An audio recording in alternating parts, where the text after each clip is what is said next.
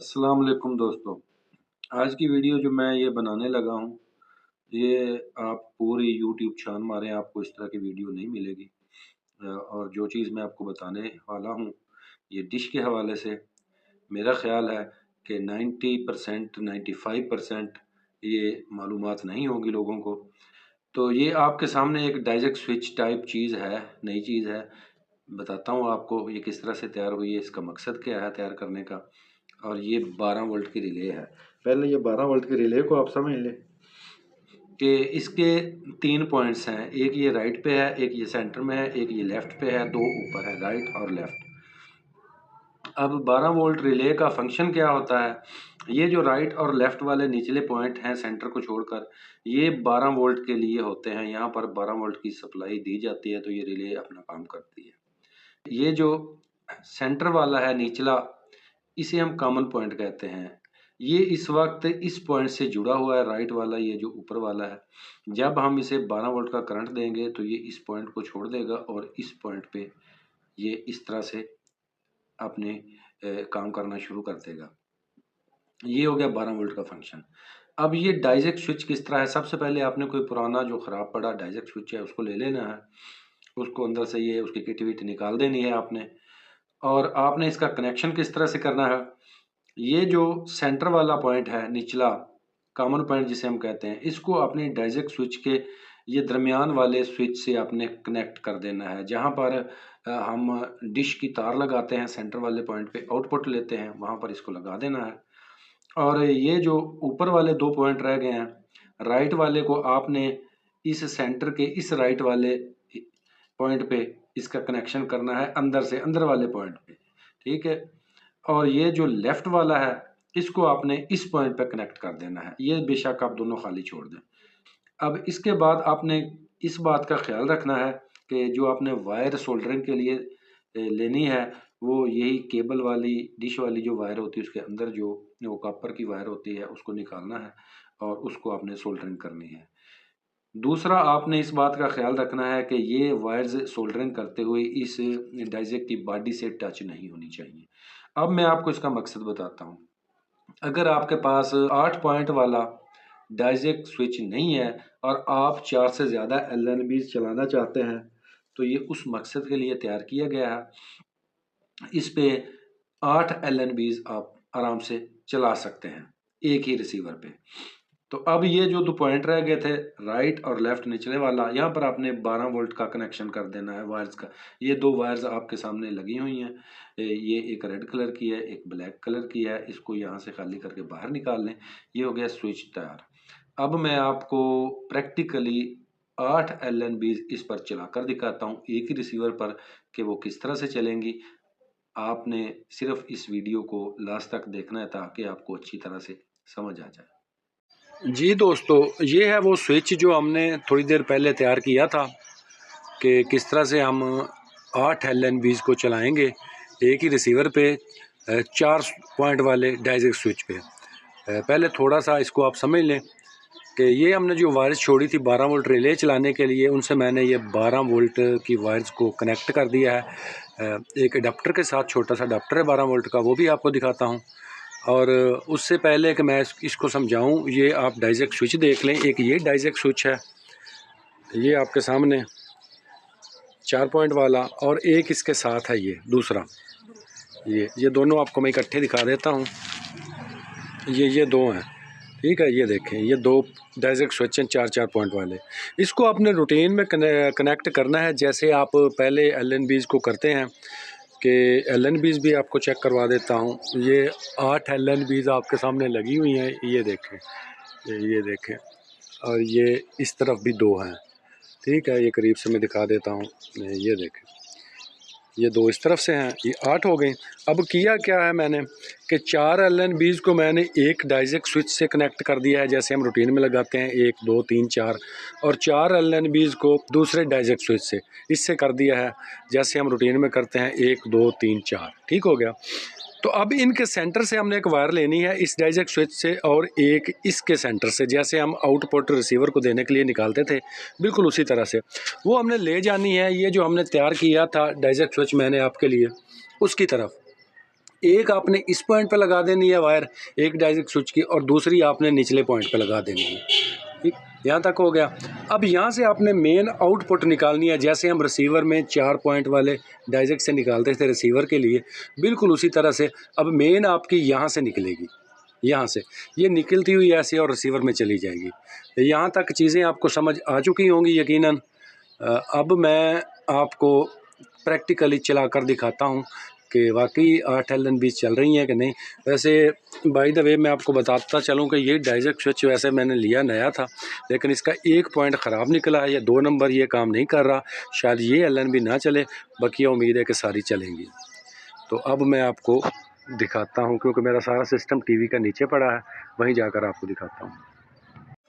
तो जी भाइयों, ये है वो अडाप्टर जिससे मैंने आपको अभी दिखाया है कि 12 वोल्ट की रिले का हमने कनेक्शन करना है। ये 12 वोल्ट का अडाप्टर है छोटा सा। इसकी ये देखें वायर मैं आपको दिखाता हूँ, ये वायर इसकी आ रही है, ये आप देख सकते हैं। ठीक है, इससे मैंने ये कनेक्ट कर दिया है यहाँ पर, ये आप देख सकते हैं। आर्जी तौर पर किया सिर्फ आपको दिखाने के लिए कि इसके एक सेंटर में से ले लिया है गर्म तार और बाहर से इसकी ठंडी है, इसको कनेक्ट कर दिया। ये वायर ऊपर जा रही है जो मैंने डायरेक्ट स्विच से आपको दिखाया है। ये फ़िलहाल ऑन है, इसको मैं करता हूँ, ये लाइट जलती आपको नज़र आ रही होगी, इसको मैं ऑफ़ करता हूँ। अब जब मैंने इसको ऑफ़ किया तो 4 LNBs चलेंगी। वैसे तो ये ऑटोमेटिक होता है उन रिसीवर्स के लिए जिनमें 12 वोल्ट का ऑप्शन होता है। 12 वोल्ट से मुराद ये है कि वो सप्लाई 12 वोल्ट पे चलने का उसका नहीं मतलब ये है कि उससे आउटपुट 12 वोल्ट निकलती है। जैसा कि आपको पता होगा कि इको लिंक 20-20 और 20-30 में एक ऑप्शन थी 12 वोल्ट, उसकी एक छोटी सी बाहर लूप भी लगी हुई थी, उसमें से हम 12 वोल्ट करंट भी ले सकते थे। और इंस्टॉलेशन में उसका सिस्टम था कि आप 12 वोल्ट ऑन करना है कि ऑफ़ करना है। अगर तो उसके मुताबिक हो तो फिर ये आपको मैनुअल चीज़ करने की ज़रूरत नहीं पड़ेगी।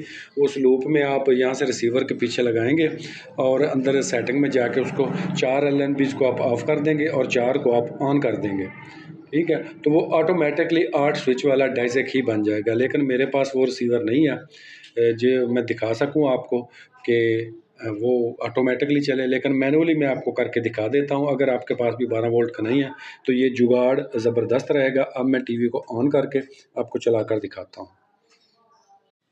जी व्यूअर्स, अब मैं आपको इसकी अंदर से सेटिंग समझा देता हूँ रिसीवर की कि किस तरह से आपने इसको करना है।